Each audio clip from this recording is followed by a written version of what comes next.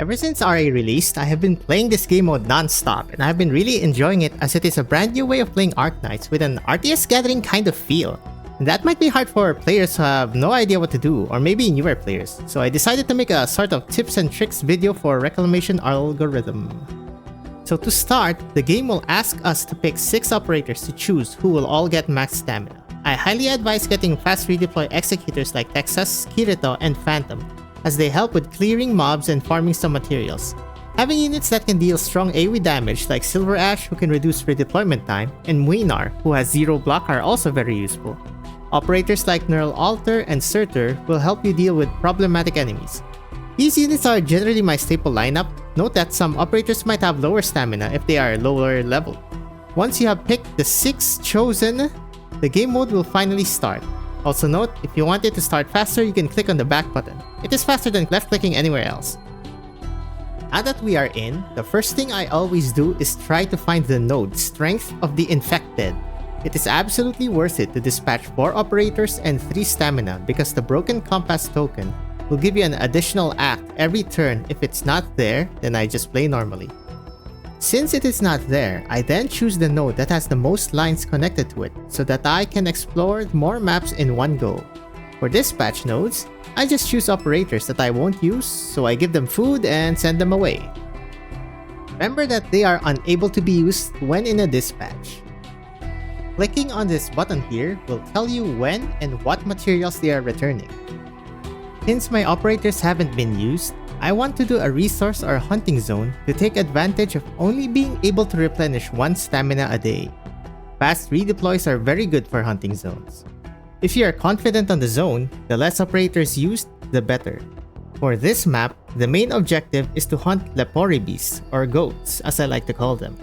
They are unblockable, and when hit, they run away and stop, making Texas Alter the best operator for hunting them. Having someone hit and another damage them also works. You can check the backpack in the upper left corner to see how much you have collected. Bear in mind though that defeating normal mobs will not give you any materials. This is an important trick that I found in hunting zones. If you look at the shadows closely, there are actually 3 different sizes: small, medium, and large shadows. In this instance, the goats have small shadows and the normal mobs generally have medium. So you can just focus on the small shadows to find the goats.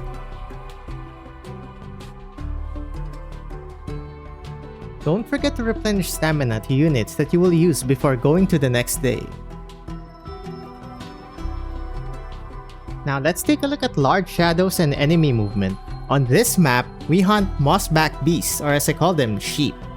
They are quite tough, can hit hard and regen HP, so you need to deal with them fast.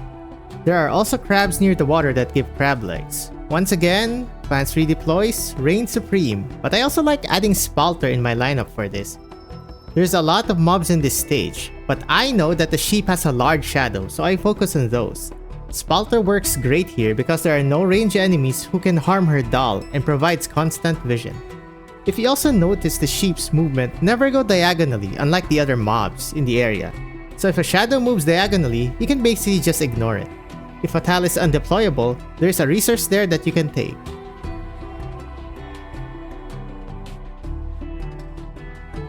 But there's another type of resource that you can farm, just like stone and iron ore.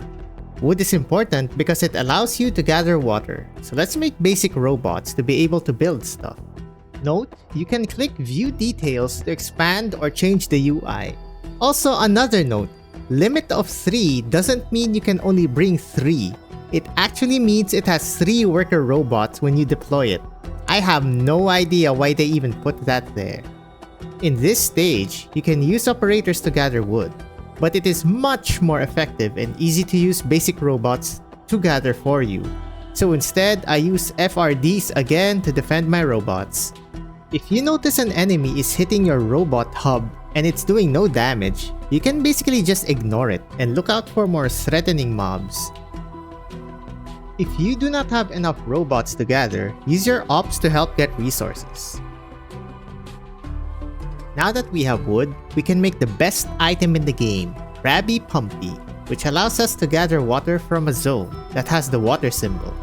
Unlike other resources, you can keep gathering water in one spot until the timer runs out. I also know that Texas can solo this stage, which allows me to get both water and meat efficiently.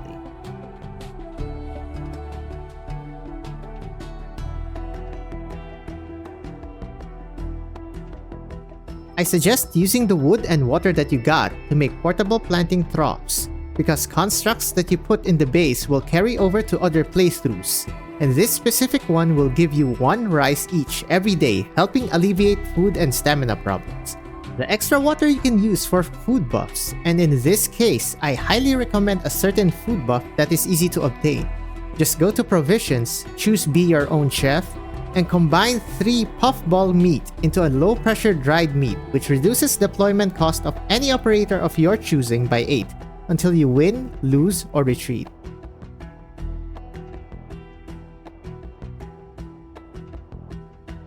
Some stages are just flat out better than others, and one of those is Miserly Trap, arguably the best early game wood and water farming stage. It will always have the same layout, needs minimal effort, and sometimes provides a treasure on the upper right corner. Miserly Trap is the 3rd best zone for me, whereas there are 2 number 1 spots. Critical Defense is great for wood, water, and ore, while Clash of Clans for stone and ore. You might notice something in the center hub, that there are these different color pulsing dots. Yellow dots indicate an NPC on the map. Red dots are enemy raids, and the blue-green dots are for a rare beast that may go away after a day, which makes it a bit of a priority. The special beast is basically a mini-boss version of a goat and requires good damage and crowd control. Once again, FRDs. Because it is on a wood map, you can also gather wood while fighting the Crystal Hoof. It is almost always worth it to defeat the Crystal Hoof to obtain legendary meat, allowing you to make the best food buffs possible. Here are some of the best choices you can take. In my opinion though, it is better to save until the last possible moment. Also, as a side note, multiple crystal hooves can appear at once. Now that we have lots of wood and water, it's time to gather some stone by crafting the advanced hub. There is a trick in this stage that I always like to use. People will usually just put the robot hub near the minerals and call it a day. However, sometimes enemies will try to whack it, like this golem here. But knowing that the robot hub only has 1 block, you can place the robot hub on top of a weak enemy so that no other melee mobs can aggro it, making it safely farm on its own.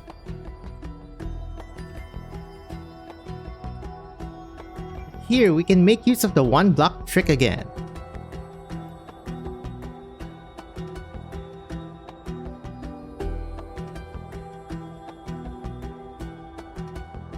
In some stages, you might notice that there are destructible rocks on the map.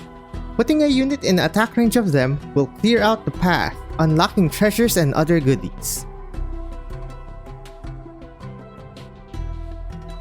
For some reason, AoE attacks do not work on destructible rocks with a mineral in front of them. However, Eyjafjalla's skill 2 works, I guess? It's the 5th day and a raid is upon us. Since I didn't fight them outside the base, the invaders will be at full strength. In order to defend the base, you can make 1 urban barrier to unlock barrier 2 for future runs, and firm platforms that also acts as a wall like the barriers, except you can put high ground operators on it, which also has a weird bug of making them immune to reflect damage.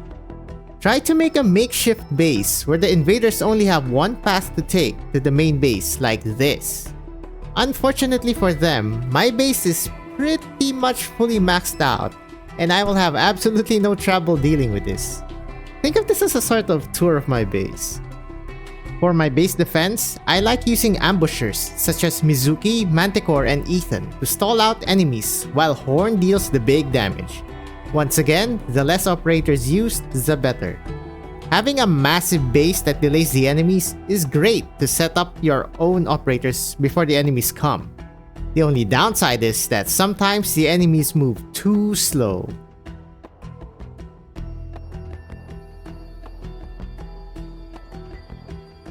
So you might be wondering about conflict zones. The answer?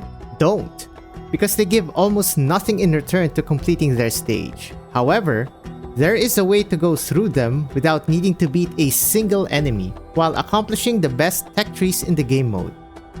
At the end of the tech tree, there are 2 nodes specifically for vision that requires you to turn 2 to 3 nodes into sentries. You can do this by putting 2 level 2 monitoring towers on one stage, which will scout the area even further. And there you go, no need to waste stamina. You will know it turned into a sentry when you see this yellow bullseye. For the tech tree itself, I highly advise getting the nodes with starting resources like wood, stone, and iron ore. If you did a mountain pass and got confused that you got nothing even though you beat the boss, it is because you have to defeat the tower hiding within the map and can pretty much ignore everything else. For this one, just use boss killer like units to beat the tower as it doesn't really do much. And once you beat it, you can just leave, and as you can see, the boss HP went from 100% to 0%, and giving a diverse amount of resources. There are also these nodes called No Man's Land, where some new and difficult enemies will drop some of the best loot that you can afford in this game mode. I also advise building a trans-regional communication station so that in case you cannot defeat a certain raid, you can emergency retreat and bring with you some meals, constructs, and support items into the next run.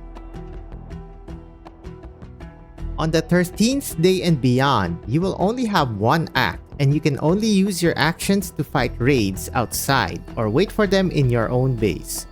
If you feel you cannot handle the incoming boss, it is better to do an emergency retreat and start again with carryover items. If you do fight the raid and get defeated, you can still construct and make meals before leaving and bring them with you towards your next run. And hopefully with that next run, you can beat the boss, get all the rewards, and get all the endings that you want to do. And that's all for now. If I missed any tips or tricks, let me know in the comment section down below. And if you learned something, please leave a like.